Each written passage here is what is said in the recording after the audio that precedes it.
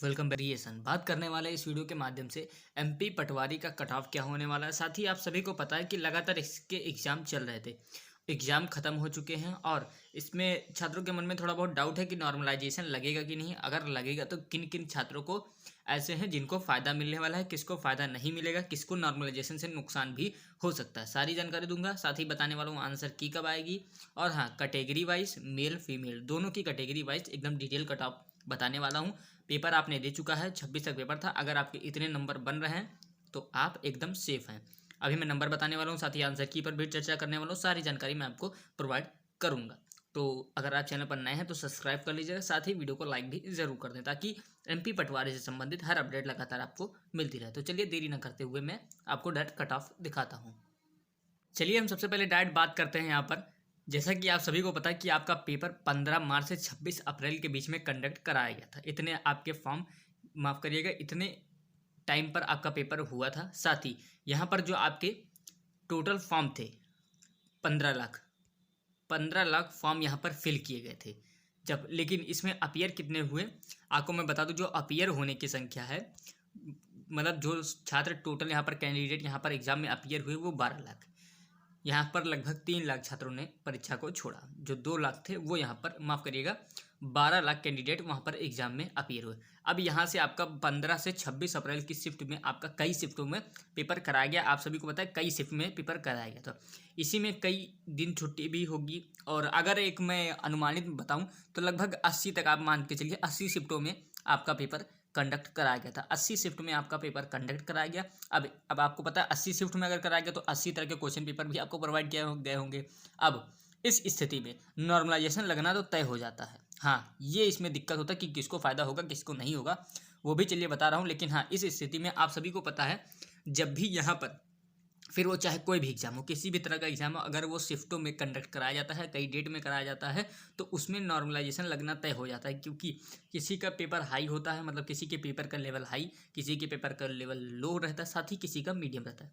तो उन सभी को कंबाइंड यानी एक साथ करने के लिए इसमें नॉर्मलाइजेशन की प्रक्रिया लगाई जाती है ताकि सभी को एक इक्वल रखा जा सके। अब चलिए किस में नॉर्मलाइजेशन लगेगा, किन छात्रों को फ़ायदा होगा, चलिए वो बात करते हैं। हाँ, चलिए पहले मैं आपको कट ऑफ ही दिखा देता हूँ, उसके बाद मैं थोड़ा आपको नॉर्मलाइजेशन फैक्टर समझा दूंगा कि किस शिफ्ट में किन छात्रों को फ़ायदा होगा, किन छात्रों को नुकसान होगा, किन पर कोई फ़र्क नहीं पड़ेगा। तो ये जो मैं अभी कट ऑफ दिखाऊंगा ये नॉर्मलाइजेशन के पहले की कट ऑफ है, क्योंकि नॉर्मलाइजेशन मैं नहीं लगाऊंगा, आयोग लगाएगा, तो उससे पहले की कट ऑफ है। लेकिन हाँ, अगर मैंने इतना नंबर बताया है, अगर इतने नंबर तक है आपका, तो आप ऑलरेडी सेफ है और आफ्टर नॉर्मलाइजेशन आपका नंबर इंक्रीज होगा और उससे आपको और फ़ायदा मिलेगा। आप एकदम समझ लीजिए पक्का हो जाएंगे। लेकिन वैसे भी जो मैंने नंबर बताया है इतना ही काफ़ी। अगर आप मान लीजिए आपके शिफ्ट मीडियम थी और आप में नॉर्मलाइजेशन बिल्कुल भी नहीं लगा कुछ भी, या फिर कोई कैंडिडेट में नहीं लगा किसी कैंडिडेट में, तो ऐसी स्थिति में आपका इतना नंबर भी सेफ स्कोर है, इतने में भी आपका सिलेक्शन होगा। पहले चलिए कट ऑफ देखिए, फिर उसके बाद नॉर्मलाइजेशन फैक्टर समझाता हूँ। मेल फीमेल दोनों की कैटेगरी वाइज कट ऑफ मैं आपको डिटेल दिखाता हूँ। सबसे पहले आते हैं, चलिए देखिए।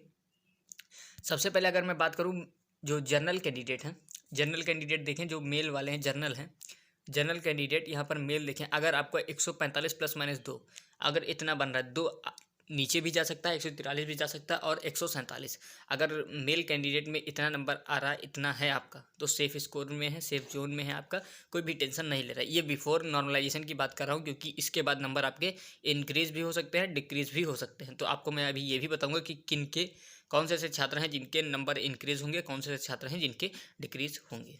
तो लगातार बने रहिए ताकि आपसे कोई ऐसी अपडेट मिस ना हो जाए तो आपको बाद में दिक्कत होनी पड़े। आप तो मान लीजिए पहले यहाँ पर देख लिए कि हाँ मेरा इतना नंबर है, सेफ हो रहा है। अब यहीं आपका डिक्रीज हो, मतलब मान लीजिए आपका नंबर घट गया, तब तो समझ लीजिए यहीं 145 से कहीं 135 पहुँचा दिया, तब तो जर्नल में होना नामुमकिन हो जाएगा। तो ऐसे में थोड़ी चीज़ें ध्यान से वीडियो को देखिए, समझ में आ जाएगी। चलिए आते हैं यहीं फीमेल की बात करें। फीमेल जर्नल में अगर आप हैं 140 के आसपास हैं, 140 तक, तो एकदम आप सेफ हैं। 140 के आसपास प्लस माइनस 2 यानी ये 138 भी जा सकता है आपका और 142 भी। हाँ, लेकिन सेफ स्कोर यही है बिफोर नॉर्मलाइजेशन। आफ्टर नॉर्मलाइजेशन कुछ इंक्रीजमेंट और डिक्रीजमेंट देखने को मिलेगा। आते हैं ओबीसी कैंडिडेट। जितने भी ओबीसी कैंडिडेट हैं मेल के, वो ज़रा देखें। 140 प्लस माइनस 2, 140 प्लस माइनस 2 आपका होना चाहिए अगर आप ओबीसी मेल से हैं।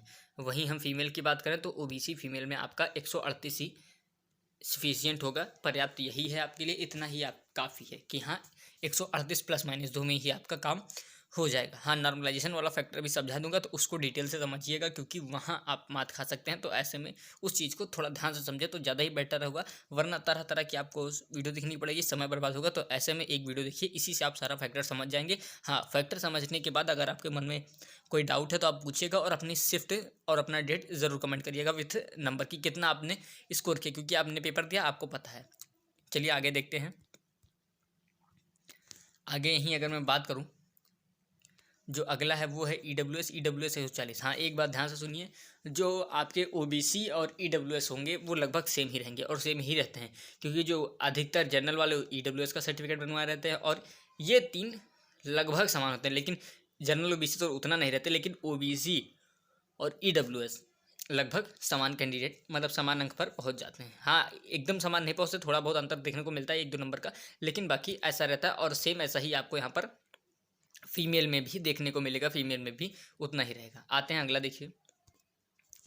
अगर आप एससी मेल कैंडिडेट हैं, अगर आप एससी अगर मेल कैंडिडेट हैं, एससी कैटेगरी मेल कैंडिडेट, तो ऐसे में आपको 135 +-2 इसलिए लिखा है क्योंकि यहाँ पर +2 ऊपर जा सकता है और +2 नीचे भी जा सकता है। तो ऐसे में ये मत, जैसे मान लीजिए आप, मैंने 135 बताया और फिलहाल आपका 133 ही है, और अभी नॉर्मलाइजेशन भी नहीं लगा, मान लीजिए 33 छोड़िए, आपका 132 नंबर है। अब आप सोच रहे हैं अगर इसमें से मैं 2 भी कम करूं तो 133 ही पहुंचेंगे, और मेरा तो 132 है, एक नंबर फिर भी कम है। तो ऐसे में परेशान बिल्कुल भी ना हो। यहीं आपको अगर नॉर्मलाइजेशन आपका लाभ होना होगा तो यहीं से आप 132 142 भी पहुंच सकते हैं, तो एकदम सेफ हो जाएंगे। कैसे होंगे वो भी बताऊँगा। आते हैं एससी कैंडिडेट मेल में, देखिए, माफ़ करिएगा, फीमेल में एससी जो कैटेगरी है उसमें 130 +-2, ये 128 भी जाएगा, 132 भी जा सकता है। बस +-2 से ज़्यादा कुछ इंक्रीजमेंट और डिक्रीजमेंट नहीं देखने को मिलेगा। वहीं अगर हम अगली कैटेगरी की बात करें, अगला जो मेल में कैटेगरी है वो है एसटी। अगर आप एसटी के, और हाँ, चैनल पर अगर नए हो तो सब्सक्राइब कर लीजिएगा, वीडियो अच्छी लग रही है तो। अगर अभी तक लाइक नहीं किया तो ज़रूर लाइक करिएगा, एमपी पटवारी से संबंधित हर अपडेट लगातार मिलती रहेगी। तो ऐसे में लाइक सब्सक्राइब जरूर कर दें, और अच्छी लगे तो शेयर भी कर देना अपने सभी मित्रों के साथ, ताकि उनको भी इसकी जानकारी मिल जाए। आते हैं, देखिए, एसटी। अगर आप एसटी से हैं और वहीं 130 के आसपास बन रहे हैं, मेल कैंडिडेट हैं, एसटी कैटेगरी से हैं और 130 के आसपास बन रहे हैं, तो एकदम आप सेफ हैं। आते हैं अगला, देखिए। अगर हम अगले की बात करें, फीमेल 127, बस, ये फिर 129 भी जा सकता है और 125 भी।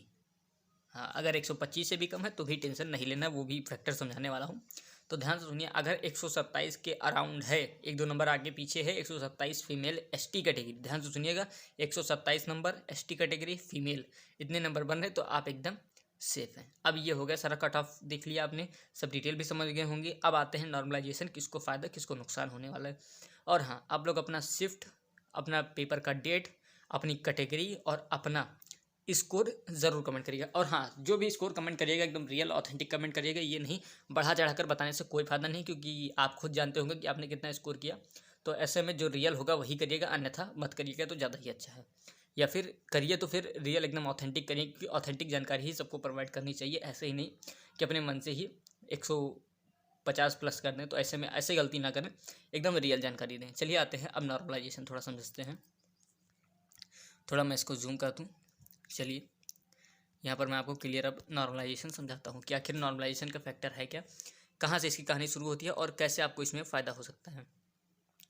जब भी नॉर्मलाइजेशन लगता है तब ये तो पहले ही क्लियर हो जाता है कि पेपर आपका शिफ्ट वाइज हुआ है, कई शिफ्ट में हुआ है, तो नॉर्मलाइजेशन लग जाता है। ये हो गया।